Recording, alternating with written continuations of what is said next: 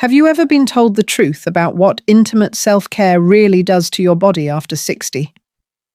Most women haven't. And here's the shocking part. It can either awaken circulation, restore comfort, and even protect your bladder. Or it can quietly accelerate dryness, irritation, and aging in the most delicate part of your body. No one talks about this. Doctors rarely explain it. And yet, every week in my clinic, I meet women in their 60s and 70s who whisper the same questions. Why am I still feeling dry? Why do I wake up sore the next morning? Why do I feel more tired instead of more alive? The truth is self-care. After menopause is no longer just a private act. It becomes a powerful influence on your health, your hormones, your confidence, and even your sleep. I'm Dr. Perriera, a gynecologist with more than 30 years of experience guiding women through menopause and beyond. And what I'm about to share could change the way you see your body forever. Here's what most women are never told. Intimate self-care is directly tied to the strength of your pelvic floor, the elasticity of your tissues, and even your ability to resist infections. It can be deeply healing, but it can also be harmful if you make the wrong choices afterward. I think of Eleanor, 72, who came to me embarrassed by constant irritation. She thought she was just too old. In reality, one small habit she did after self-care was stripping away her body's natural protection. Once she learned the truth and changed that routine, her discomfort began to fade in just weeks. She told me I thought this part of me was gone forever. I can't believe no one explained it sooner. That's why you need to stay with me. In this video, I'll give you clear, science-backed answers every woman over 60 deserves to know. Why private wellness matters more now than it ever did in your 30s or 40s. The biological changes happening inside your tissues and how self-care can either reverse or worsen them. The single most common mistake women make afterward that silently accelerates dryness, discomfort, and premature aging. And I promise this, once you understand these truths, you'll see your body not as broken or old, but as capable of renewal if you treat it with the right care. So please, before we dive deeper, support this community. Tap, like so more women over 60 can hear this message.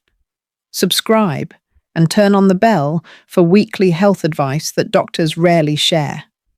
And in the comments, type 1 if you believe women deserve open conversations about their bodies after 60 or 0 if this feels new to you. Your voice matters because silence has held women back for too long. Now let's begin with the first truth. Why talking openly about self-care after 60 is no longer optional. This isn't just about intimacy. It's about your health, your comfort, and your quality of life every single day. When most women think of self-care, they think only of sensation, something private, maybe even a little indulgent. But the biology happening inside your body is far more profound. And if you understand it, you'll never look at this practice the same way again. After menopause, estrogen levels naturally decline. That one change sets off a cascade. The tissues that once felt cushioned and supple begin to thin. Blood flow to the pelvic region slows nerves, lose some responsiveness, and muscles, especially the pelvic floor, start to weaken. Many women tell me I thought I was just drying up with age. In reality, their bodies were begging for circulation, oxygen, and stimulation. Think of your intimate tissues as a living muscle. If you never move it, it weakens. If you bring fresh blood and oxygen, it strengthens. And here's the beauty: self-care after 60 can do exactly that. When you touch yourself, even gently, your blood vessels dilate. Oxygen-rich blood rushes in. Cells that have been starving for nourishment are suddenly bathed in life again. The walls of your vagina become more elastic, more resilient, and even better able to defend against infections. It's like opening the window of a room that's been closed off for years. The air changes. Everything feels renewed. Let me tell you about Linda, 66. She came to me with constant dryness and irritation. She'd stopped intimacy altogether, both with herself and with her partner, because she thought it wasn't worth the discomfort. We talked about how her body was still capable of healing, but it needed circulation and stimulation. At first, she was skeptical, but after a few weeks of gentle self-care with the right aftercare habits, she told me, "It's like my body woke up again. I thought this part of my life was finished, but I feel alive." And it doesn't stop there. Orgasms themselves act like a workout for your pelvic floor. Each contraction strengthens the foundation that supports your bladder and uterus. Women who practice regularly often notice fewer leaks, less urgency, and more confidence when laughing or sneezing. It's a natural exercise routine built right into your body. There's also a powerful hormonal effect. Orgasms release oxytocin, dopamine, and endorphins, the very chemicals that calm your nervous system, lift your mood, and help you sleep. Many of my patients tell me they finally sleep through the night on evenings when they practice gentle self-care. One woman even called it better than my sleeping pills. I often remind my patients your body is not betraying you. It is adapting. What once came effortlessly now requires intention. And self-care done with awareness is one of the most natural ways to give your body what it craves: circulation, elasticity, hormonal balance, and calm. But here's the key. Biology and intimacy cannot be separated after 60. If you approach self-care carelessly, rushing, using no lubrication or skipping aftercare, you can cause tiny tears, irritation, and even infections. If you approach it with tenderness and knowledge, you unlock a cascade of healing that no prescription can fully replace. So let me ask you, when was the last time you thought about self-care as medicine, not just pleasure? Most women never have. And that's why this conversation matters. Up next, we're going to talk about something even more challenging, the emotional side, because biology is only half the story. For many women, the hardest barrier isn't dryness or muscle weakness. It's shame, silence, and guilt carried for decades. And until you face those feelings, the science alone cannot set you free. Stay with me, because in just a moment, I'll show you why letting go of shame may be the most healing act of self-care you'll ever do. For many women over 60, the greatest barrier to enjoying self-care is not biology, it's emotion.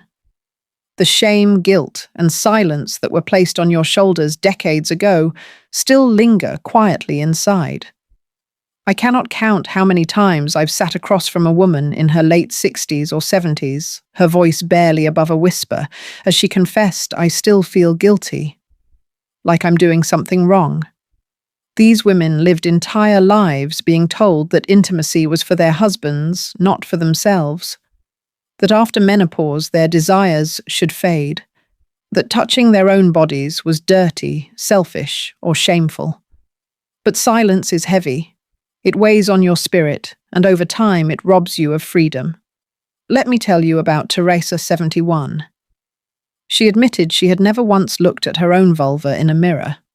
Not once. She said, "I raised 3 children, I was married for 40 years, but I still feel embarrassed to even look at myself."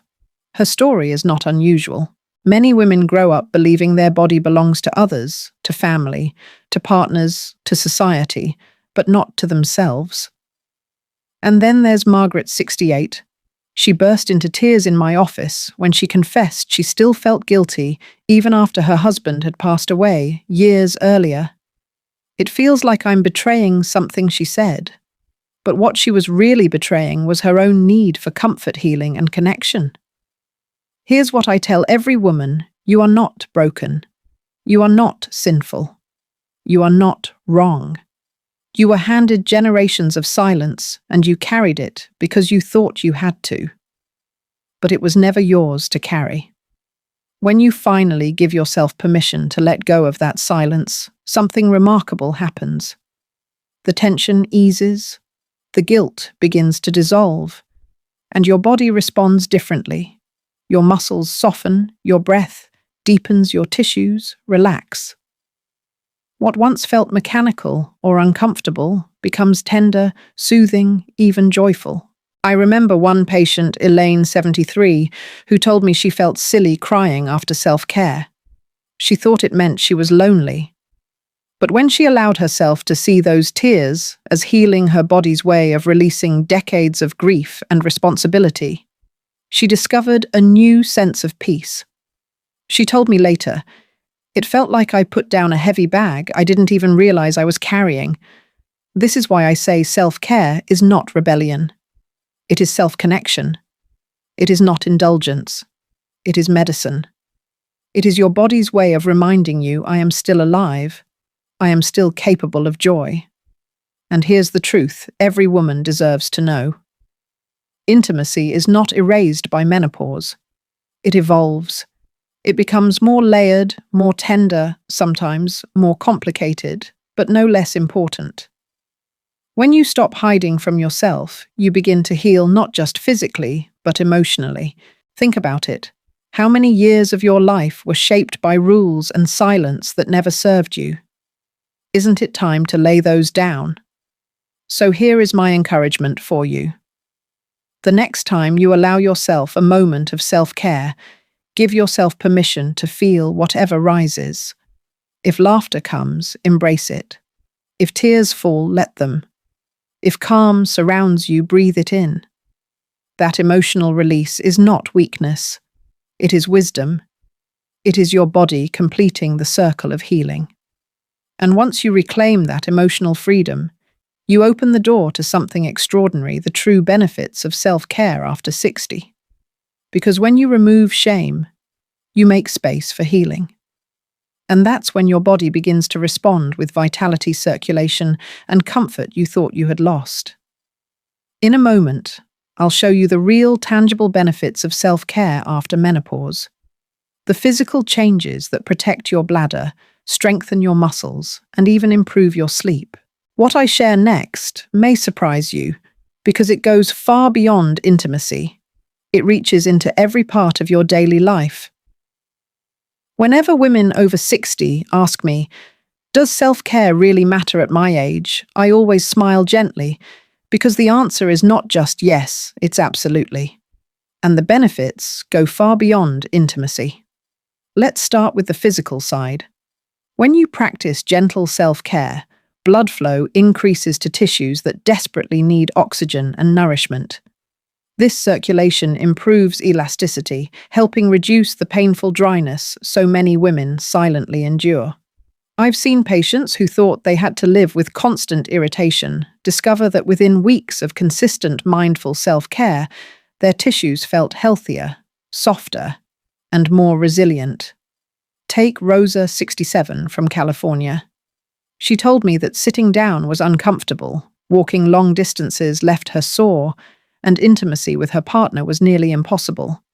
She believed it was just old age, but once she allowed herself to practice gentle self-care paired with the right aftercare routine, she noticed her discomfort ease. Within 2 months, her tissues were more supple, her infections stopped recurring, and she smiled at me and said, "I feel like I got my body back." There's also the pelvic floor benefit. Each orgasm is more than a moment of pleasure. It's like a workout for the muscles that support your bladder and uterus. Every contraction strengthens those muscles, helping prevent leaks and even prolapse.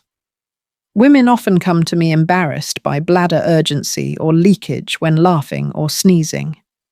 And one of the most natural ways to strengthen those muscles isn't just Kegels, it's the contractions built right into your own body's response. I'll never forget Eleanor, 71, who confessed she was terrified to laugh in public because of her leaks. When she committed to a routine of self-care and pelvic floor relaxation afterward, her confidence began to return. "For the first time in years, I feel like I can leave the house without worrying," she said. That's not indulgence, that's freedom. Then there's the hormonal release. After self-care, your brain floods with oxytocin, dopamine, and endorphins, the same hormones that lift mood, ease stress, and help you feel calmer. Many women tell me they finally sleep through the night after evenings of gentle self-care. One patient, Teresa, 69, called it better than my sleeping pills. She had struggled with restless nights for years. But with intentional self-care, her sleep became deeper, her mornings brighter. And let's not forget the emotional and psychological benefits. I've seen women rediscover joy in their own skin after years of self-doubt. They walk differently. Their shoulders straighten, their eyes brighten. Because when you honor your body this way, you send yourself a message: I am still alive. I am still worthy of comfort, connection, and joy. Self-care after menopause is not just about desire. It's about healing. It's about giving your body what time, hormones, and silence have slowly taken away. It's about protecting your tissues, strengthening your foundation, calming your mind, and renewing your spirit. But I must also caution you. As powerful and healing as it can be, self-care can cause harm if it's approached without awareness. Too many women unknowingly make mistakes that leave them irritated, sore, or disappointed. And often it isn't their fault. No one ever taught them what to do differently. That's why in the next part I'm going to walk you through the hidden risks and common mistakes women over 60 make with self-care. Some of these errors may surprise you.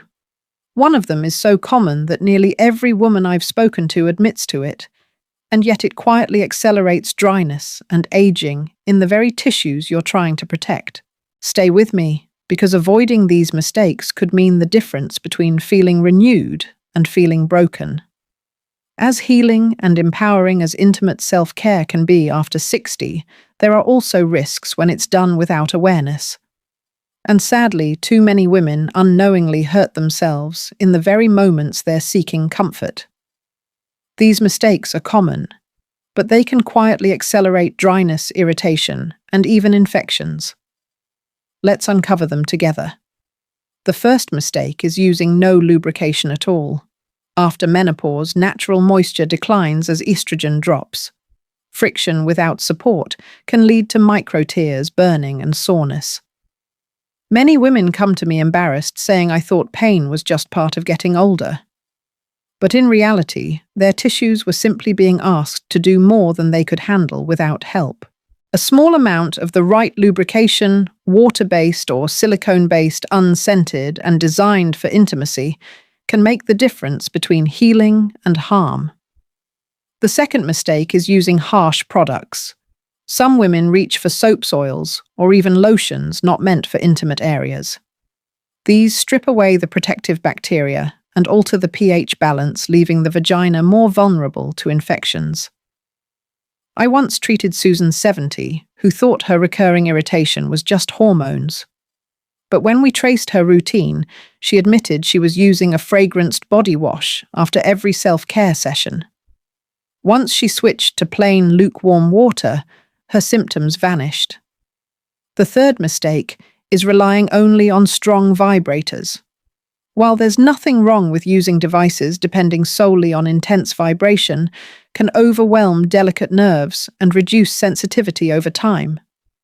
I've had women tell me I can't feel anything unless it's very strong. That's not because their bodies are broken, it's because their nerves have adapted to intensity. Adding variety, gentle touch, slower build-up, or even focusing on different areas like the inner thighs helps keep sensation alive. The fourth mistake is rushing. So many women are used to hurrying through pleasure, almost as if it's something to get over with. But here's the problem. When arousal doesn't have time to build blood flow, isn't sufficient, tissues remain fragile, and instead of nourishing your body, you leave it strained. Think of it like exercising. Without warming up, injuries are far more likely. The fifth mistake, the most dangerous one of all, is silence. Ignoring pain. Brushing off discomfort. Convincing yourself that suffering is just part of age. I can't tell you how many times I've heard women say, "It hurts, but I just thought that was normal now." No, it is not. Pain is not your body betraying you. It is your body asking for change. And when you listen, you open the door to healing. I'll never forget Maria, 74. She had stopped self-care entirely because of burning pain. She was convinced she was too old. But when we discovered she was using no lubrication rushing and then scrubbing harshly with soap afterward, it became clear her habits, not her age, were causing the problem. With small adjustments, she found relief.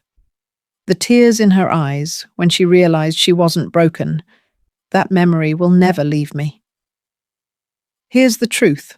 The same act that can restore your body can also injure it if you're not mindful. But awareness changes everything. When you know the risks, you protect yourself. You keep self-care what it was always meant to be, a source of healing, not harm. And that brings us to the next most empowering step, learning how to do this safely and joyfully after 60. Because once you avoid the mistakes, the path opens to comfort, confidence, and vitality that can truly transform your daily life. Stay with me, because what I'll share next is practical, clear, and something you can start tonight. When women finally whisper to me, "But how do I do this the right way?" I always feel relieved, because asking that question means you're ready, not just for pleasure, but for healing. After 60, your body deserves a gentler, more intentional approach. What worked at 30 may no longer serve you now. But with a few simple adjustments, self-care can become one of the most powerful tools for your health and confidence. Step 1. Prepare with comfort. Set aside time and space where you feel safe. This isn't about rushing or squeezing something in between chores. Dim the lights, silence your phone, take a deep breath. Tell yourself, "This is for me." That small shift in mindset sets the tone. Step 2. Always use lubrication. After menopause, natural moisture decreases. Without support, friction can cause tiny tears. Lubrication is not a sign of weakness, it's a sign of respect for your body. Choose a high-quality water-based or silicone-based product made for intimacy. Avoid perfumed lotions or oils from the bathroom shelf. Think of lube as nourishment, not an accessory. I remember Susan, 69, who told me she always skipped lubrication because she thought it was cheating. She endured years of discomfort. Once she began using it, her words were, "It feels like my body finally said thank you." Step 3. Take your time with arousal. One of the most common mistakes is rushing. Your body after 60 needs more time for blood flow to build, for tissues to warm, for muscles to relax. Begin with gentle, slow touches. Explore areas beyond the clitoris, your inner thighs, labia, and even the curve of your belly. Think of it as awakening circulation, not racing toward a finish line. Step 4. Explore with curiosity. Your body has changed, but that doesn't mean it's finished. Sometimes sensation shifts. What once worked may feel different now. That's not loss, it's evolution. Be curious, not judgmental. Ask what feels good today. You may discover new areas of sensitivity you never noticed before. Step 5. Breathe. Deep breathing signals your nervous system to relax, allowing more blood flow and more pleasure. Try inhaling for 4 counts, exhaling for 6, and imagine your pelvic floor softening downward with each breath. This not only enhances sensation, but also strengthens bladder control and reduces leaks over time. Step 6. Close with tenderness. When you're finished, resist the urge to scrub or rush away. Rinse gently with lukewarm water if needed. Pat dry softly with a clean towel. Avoid harsh soaps or fragranced wipes, they disrupt your natural balance. I'll never forget Linda, 72, who confessed she always jumped straight into a hot shower with strong soap because she felt dirty. She didn't realize that habit was causing the very irritation she feared. When she switched to gentle aftercare, her discomfort faded within weeks. Step 7. Rest. This may be the most important part. Give yourself 5 to 10 quiet minutes afterward. Lie back, breathe, allow your body to absorb the hormonal release. That's when oxytocin calms your stress, dopamine lifts your mood, and your immune system quietly strengthens. Skipping this rest robs you of half the benefits. Elaine, 74, once told me she felt lazy lying down after self-care. But when she allowed herself the gift of rest, she said, "For the first time in years, I woke up the next morning feeling lighter instead of drained." The bigger truth is this safe, joyful self-care after 60 is not about indulgence. It is about medicine. It restores circulation, strengthens your pelvic floor, improves sleep, lifts your mood, and perhaps most importantly, reminds you that your body is still capable of joy. So ask yourself, are you treating your body with tenderness, or are you rushing through habits that no longer serve you? Tonight, you have the chance to choose differently. Up next, we'll go even deeper. Because beyond safety and technique lies something greater: empowerment. Self-care isn't only about your body. It's about reclaiming your confidence, your vitality, and your identity as a woman. Stay with me, because what I share in the final part may change the way you see yourself forever. At this stage of life, many women quietly wonder, are my best years behind me? Is intimacy something I should simply let go of? I want to tell you with all my heart that is not true. I have sat with women in their 60s, 70s, even 80s, who believed they were broken, only to discover their bodies were still capable of warmth, of joy, of deep satisfaction. The difference was not in their age, it was in the way they chose to treat themselves with patience, compassion, and the willingness to explore. Self-care after 60 is not a secret to be hidden, nor is it an indulgence you should feel guilty about. It is as essential as eating well, exercising, or taking your medications. Each time you honor your body in this way, you send yourself a powerful message: I matter. My body matters. My pleasure matters. I'll never forget Rosa, 75, who told me she felt invisible since her husband passed away. She whispered, "I thought that part of me had died." But when she gave herself permission to reconnect with her own touch, safely, gently, she rediscovered a spark she thought was gone forever. She said, "I walk differently now. I hold my head higher. I feel like myself again." That transformation wasn't from a prescription. It came from within her. This is the deeper truth. Reclaiming your body means reclaiming your life. When you choose tenderness instead of shame, patience instead of rushing, awareness instead of silence, you rediscover the woman who was always there. You are not less because of your age. You are more experienced, more powerful, more deserving of connection, joy, and peace. So let me leave you with this question. If your body is still capable of joy, why would you deny yourself the gift of experiencing it? The answer, my friend, is simple. You shouldn't. And starting tonight, I hope you never will again. If this conversation spoke to you, I ask you to take one small action right now. Tap the like button so more women over 60 will see this message. Subscribe and turn on the bell so you never miss another honest conversation about your health, your intimacy, and your confidence. And in the comments, tell me what part of today's message resonated with you most. Your story may be the exact encouragement another woman needs tonight. Share this video with a friend, a sister, or anyone you care about, because silence has held women back for too long. Together, we can break that silence and replace it with knowledge, compassion, and strength. And before we close, let me remind you, this video is for educational purposes only. It does not replace medical advice. Every woman's body is unique. If you are experiencing pain, significant changes, or have personal concerns, please consult with your healthcare provider.